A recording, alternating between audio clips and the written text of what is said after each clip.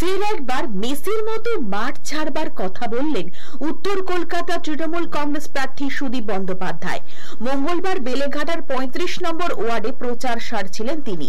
সঙ্গে ছিলেন ৩৫ নম্বর ওয়ার্ডের পুরপিতা আশুতোষ দাস এবং বেলেঘাটার বিধায়ক পরেশ পাল। সেখানে তিনি বলেন, আমি ৯ বারের জনপ্রতিনিধি, এবার ১০ বার মেসির মতো মাঠ ছাড়ব। শুধু তাই নয়, সংশ্লিষ্ট কর্মী সভা থেকে সুদীপ বন্দ্যোপাধ্যায় বলছেন, ভোট থাকুক মনে, দেবেন ঘরের কোণে। হুটখোলা গাড়িতে করে সারা ওয়ার্ড ঘুরে ঘুরে জনসংযোগ করতে দেখা গেল এই বর্ষিয়ান রাজনীতিবিদকে। এদিন তিনি বলেন, এলাকার মানুষ ও কর্মীদের অঙ্গীকার নিতে হবে যে মমতা বন্দ্যোপাধ্যায় ও তার দল তৃণমূল কংগ্রেসকে কোনো অশুভ শক্তি আক্রমণ করলে আপনারাই রক্ষা করবেন। এদিন তৃণমূলের পোর খাওয়া নেতার প্রচার ছিল জাঁকজমকপূর্ণ হুটখোলা গাড়িতে। কয়েক হাজার মানুষ পুষ্পবৃষ্টি করতে থাকে। সেই সঙ্গে শাঁখ বাজিয়ে সুদীপ বন্দ্যোপাধ্যায়কে স্বাগত জানান তারা। ধামসা, মাদল, রঙিন বেলুন সব মিলিয়ে প্রচার ছিল জমজমাট। এদিন তারা বলেন, বিরোধী যারাই হোক না কেন, লক্ষাধিক ভোটে জিতবেন সুদীপ বন্দ্যোপাধ্যায়। শুধুমাত্র সাংসদ পদ পুনর্নবীকরণের জন্য তাকে ভোটে দাঁড়াতে হয়েছে। আমি এক একদিন একটার থেকে আরেকটা টপকাচ্ছি।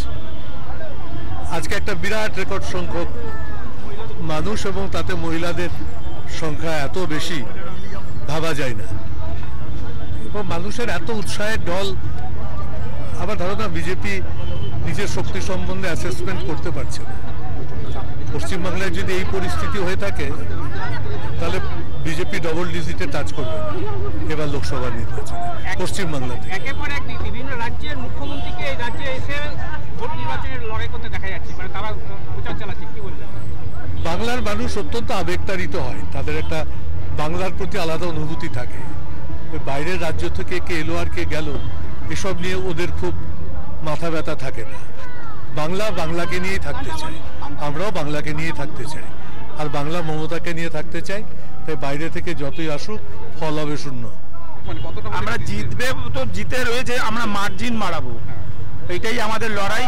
মমতা বন্দ্যোপাধ্যায় আমাদের মাননীয় মুখ্যমন্ত্রী যেভাবে যে প্রকল্প ৭০টার মতন প্রকল্প, মানুষের জনমুখী প্রকল্প, যেগুলো সাধারণ মানুষ উপভোগ করছে, সুবিধা পাচ্ছে, সেইখান থেকে সাধারণ মানুষ রাস্তায় বেরিয়ে এসছে। এটা যদি আমরা বলি কেউ বা কেউ না, নেত্রী মমতা বন্দ্যোপাধ্যায়কে দেখে, তার সেনাপতি আমাদের দলের অভিষেক বন্দ্যোপাধ্যায়কে দেখে, সুদীপ দাস যখন ডাকি তখনই আমরা বেলেঘাটা কনস্টিটিউয়েন্সিতে যখন ডাকি তখনই আসেন, সব রকমভাবে সাহায্য করেন আমাদের। তাই মানুষ তাদের বিশ্বাস করে, মমতা বন্দ্যোপাধ্যায়কে বিশ্বাস করে।